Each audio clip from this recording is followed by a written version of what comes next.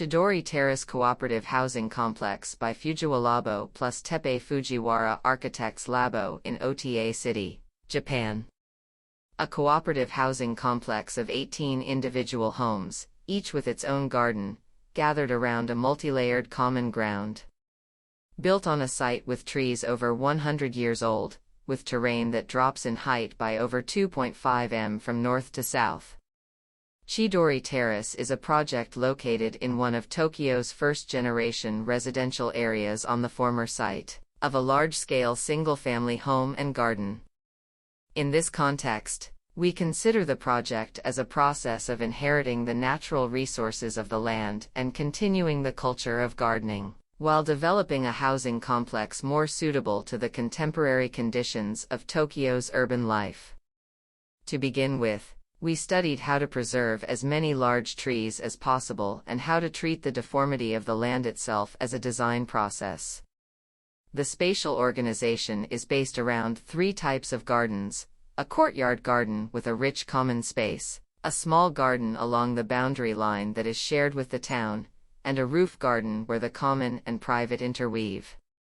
Each of the units has a uniquely shaped plan, and the boundaries of the architecture are carefully designed so that each space feels to be situated within a garden-like environment. In recruiting residents, we emphasize that the project is about nurturing the local garden together, and we incorporated workshops and fieldwork run by landscape architects to weave the story of the local land into the design of the housing complex.